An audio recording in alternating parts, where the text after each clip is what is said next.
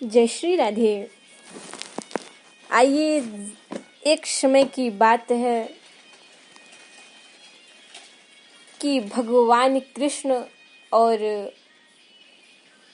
एक भवन का निर्माण हो रहा था। तो भगवान कृष्ण को बुलाया गया कि इसकी पूजा पाठ कौन करेगा। अगर कोई आजकल घर बनवाता है तो पूजा पाठ करते हैं, गृह प्रवेश कराते हैं, तो उसी तरह उस भवन का निर्माण हो रहा था। तो बोले कि इसकी पूजा कौन करेगा। वहाँ के सभी अतिथिगण बोल रहे थे कि इस भवन की पूजा, इस महल की पूजा कौन करेगा सबसे पहले। तो जो भी वहाँ बैठे थे, जो भगवान कृष्ण के भक्त थे, वो तो बोल दिए कि भगवान कृष्ण ही इसका निर्माण करेंगे, इस पूजा पर पधारेंगे। और जो उनके दुश्मन बैरी थे वो बोले कि ये कृष्ण कौन है, ये तो अपने पिता का नाम तक भी नहीं जानता है, ये क्या यहाँ पूजा करने आएगा। तो जब भगवान कृष्ण उस भवन पर प्रवेश करने लगे तो सभी मुनियों ने, भगवानों ने जाकर उनकी स्वागत सत्कार किए, पूजा अर्चना करने लगे और पुष्प की वर्षाएं करने लगी। तभी बड़े जोरदार शिशुपाल खड़े होते हैं और कहते हैं कि ये भगोड़ा कहाँ से आया है और कैसे पूजा करेगा। ये तो अपने पिता का आज तक नाम भी नहीं जानता है और पूजा क्या करेगा। कभी अगर इससे पूछो तो बोलता है कि मेरे पिता का नाम वासुदेव है, कभी बोलता है कि नंद बाबा नाम है, नाम तक अपने पिता का नहीं जानता है, ये पूजा क्या करेगा। तभी उनके बड़े भैया दाऊ भैया जी क्रोधित पर आकर शिशुपाल को बड़ी जोरदार आवाज लगाए। तभी भगवान कृष्ण ने उनकी बाह पकड़कर बोले कि सावधान। और भगवान कृष्ण फिर भगवान चलने लगे, आगे बढ़े। फिर भी शिशुपाल का जो मुख था वो शांत नहीं रहा। वो जो भी उसका वर्ड बोलना था उसने बोलता रहा। उसके बाद फिर बलराम भैया फिर बोले कि शिशुपाल सावधान रहना। फिर कृष्ण भगवान उनकी बाह पकड़कर उनको बोलते हैं कि दाऊ भैया, मैं अपने बुआ जी को 100 वचनबद्ध हूँ, मैं उनको 100 वचन दिया हूँ कि ये 100 अगर गलत कार्य करेगा उसके बाद मैं इसको दुष्परिणाम दूंगा। आप अभी कुछ मत बोलिए। फिर उसके बाद बढ़ने लगे। शिशुपाल उधर बकता रहा, जो भी गलत वर्ड बोलना उसको बोलता रहा कि अपने माता का नाम, अपने पिता का नाम नहीं जानता है, ये क्या इस भवन का निर्माण कराएगा, ये क्या पूजा करेगा, ये तो भगोड़ा है, भगोड़ा। फिर अब उसके अपराध को भगवान कृष्ण गिन रहे थे। तब 100 अपराध क्षमा करने को बोले थे, 100 से ज्यादा हो गए। भगवान अपने स्थान पर पहुंचे तब गिनना प्रारंभ कर दिए कि 95 हो गया, 96 हो गया, 97 हो गया, 98 हो गया, 99, पूरे 100 हो गए। तब बोले शिशुपाल खबरदार, अगर अब और वर्ड निकाले तो तुम्हारी हैसियत नहीं, तुम इस महल पर जीवित नहीं रहोगे। तब वो सोचा कि ये ऐसे ही बोल रहे हैं। तब और वर्ड निकालने लगा। इधर भगवान क्रोधित हो गए और अपना सुदर्शन चक्र प्राप्त करके और सुदर्शन चक्र का मार्ग अपनाते हुए गए, शिशुपाल का धड़ अलग कर दिए। शिशुपाल का वही अंत हो गया। बोलिए कृष्ण कन्हैया लाल की जय। तब उनकी जो भगवान कृष्ण और राधा रानी का रूप जो है वो लक्ष्मी का रूप है और भगवान श्री कृष्ण और राधा रानी जी की जहाँ वो अपने स्थान पर रहते थे, तो वहाँ ये जो शिशुपाल था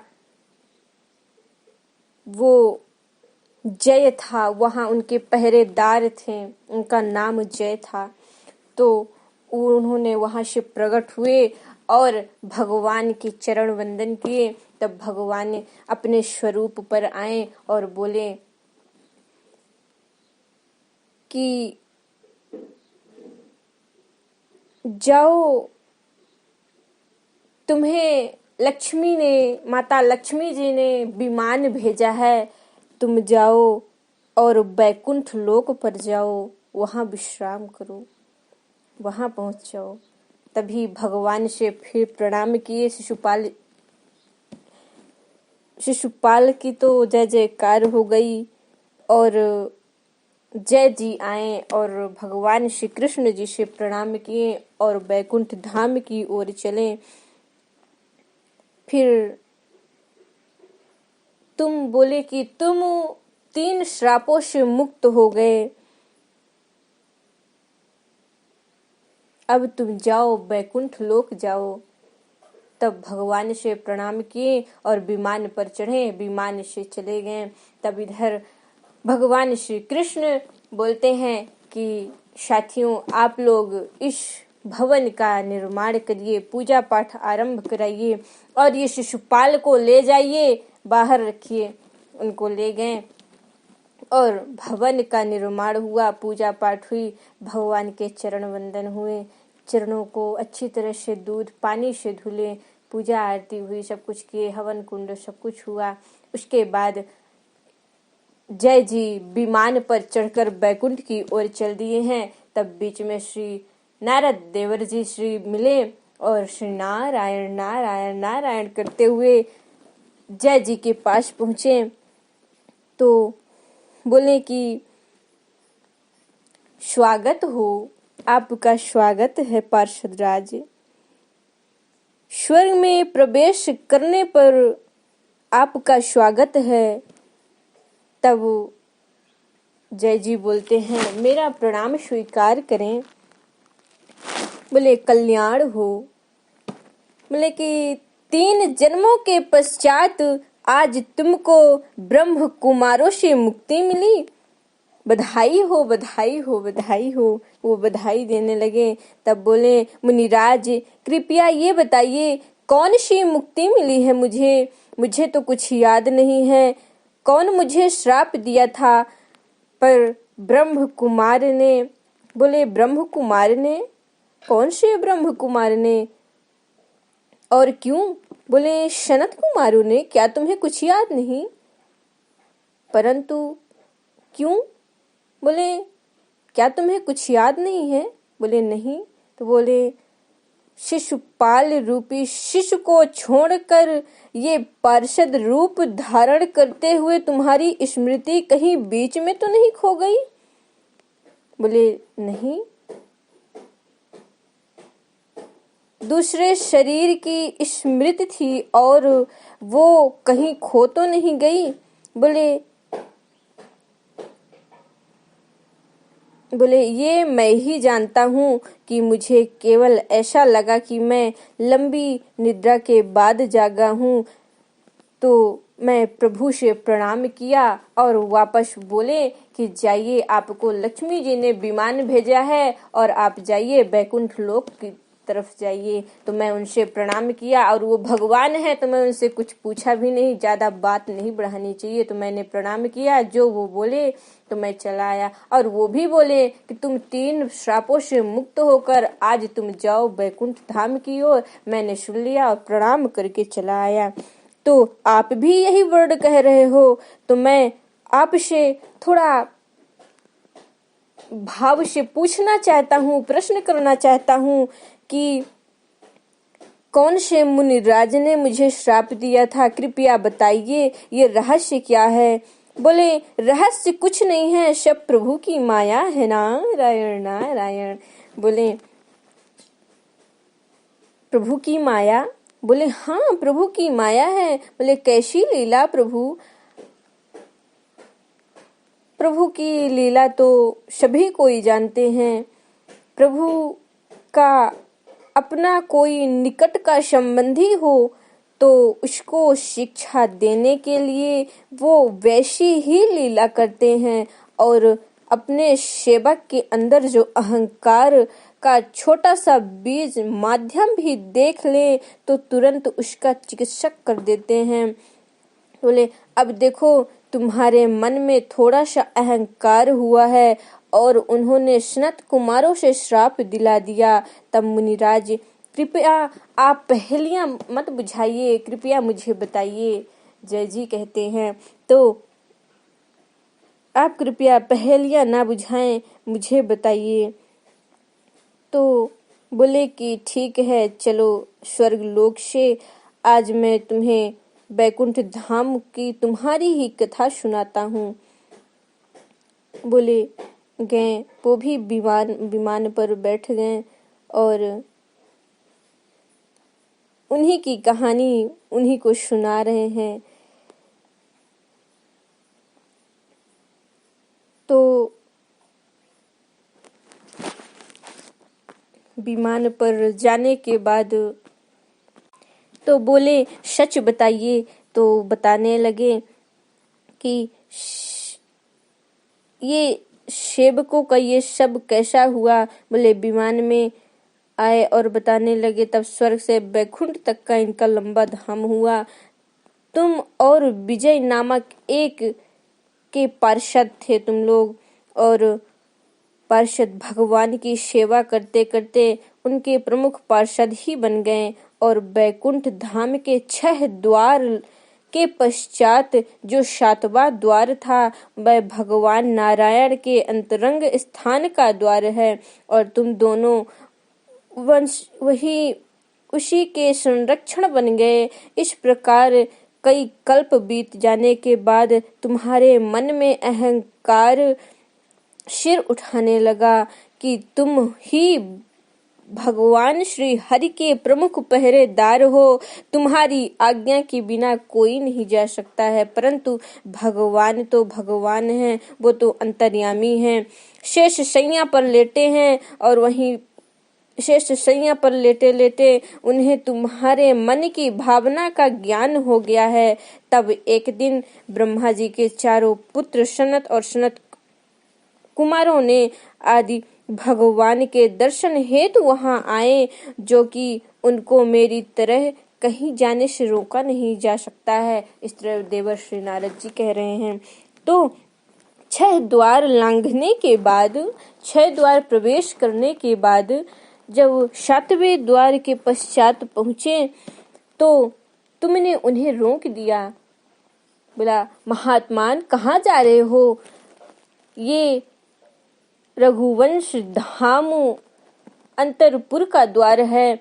इस द्वार पर जय विजय का पहरा है। मुनिवरों, हमारी अनुमति के बिना इसे कोई प्रवेश नहीं कर सकता है। बोले त्रिलोकी धाम में जाने के लिए हमको भी अनुमति लेनी पड़ेगी। उन मुनिवरों ने बोला कि क्या हमको त्रिलोकी धाम में जाने के लिए हमको अनुमति लेनी पड़ेगी? ऐसा तो कभी नहीं हुआ। क्या मैं प्रवेश नहीं कर सकता? बोले त्रिलोकी धाम में जाने के लिए हमको भी क्या अनुमति लेनी होगी? पहले तो ऐसा कभी नहीं हुआ। हम ब्रह्म के कुमारों के पुत्र हैं। सब लोकों में बिना किसी विधान के आते जाते हैं, परंतु कुछ भी हो, हम भगवान के एकांत में विघ्न नहीं डालना चाहते। ऐसे जय जी बोल रहे थे, और डालने नहीं देंगे। हम पार्षद हैं उनके। क्या हमको तुम बैंक कर्म विघ्न मानते हो बैकुंठ धाम में? क्या मुझे विघ्न मानते हो यहाँ? बोले क्षमा करें श्रीमान, आपको हम पर अकारथ क्रोध करना शोभा नहीं देता है। हम कभी अकारण क्रोध नहीं करते। बोले कि परंतु तुम लोग अवश्य भगवान के पार्षद होने के मध्य में चूर लगते हो और हम जैसे ब्रह्म कुमारों का मार्ग रोकने का भूल कर रहे हो। ऐसा मुनिवरों ने कह रहे हैं ब्रह्म कुमारों ने। तो बोले कुछ भी कहो ब्रह्म कुमारों, आप लोगों को संतुष्ट किए बिना अंदर जाने की अनुमति मैं कभी नहीं दूंगा। बोले तुम लोग दोगे हमें, हमारे ऊपर तुमने अनुशासन का अंकुश लगाने वाले पार्षदों, तुम अपनी सीमाओं का अतिक्रमण कर रहे हो। ऐसा ब्रह्म कुमारों ने बोला। तो क्या तुम्हारे सच्चिदानंद ने हमें स्वयं रोकने को कहा है?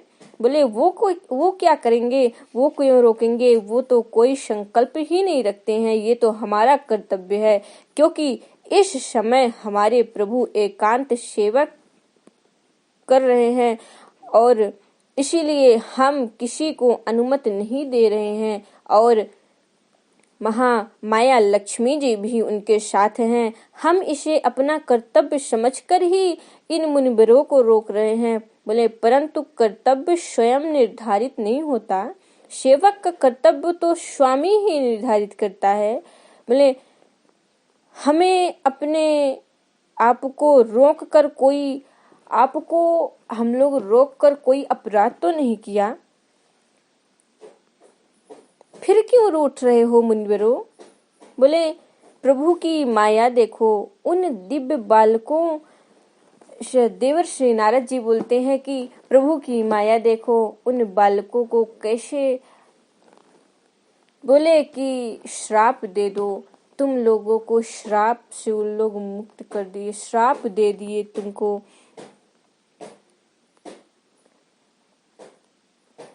दिव्य बालकों के मन में काम, क्रोध, लोभ, मोह और अहंकार का भी आविष्कार है ही नहीं, फिर भी प्रभु की माया बड़ी बलवान है। माया भगवान की माया भगवान ही जाने। तो उनके विकार चित्र में क्षण भर के लिए और उन्हें महाप्रभु की बैकुंठ धाम में तुम्हारा गर्भ से भरा हुआ ये वार्तालाप स्वयं ही सबसे बड़ा अपराध था। इस अपराध का दंड तुम्हें भोगना हुई होगा। ब्रह्म कुमारों ने ऐसा कहा तुम्हें, और तुम्हें ये सारी बातें याद नहीं है। ब्रह्म कुमारों ने तुम्हें श्राप दे दिया और तुम मृत्यु लोक में जाके निवास करो। बैकुंठ तुम्हारे योग्य नहीं है, जाओ तुम मृत्यु लोक पर निवास करो, ये बैकुंठ तुम्हारे लायक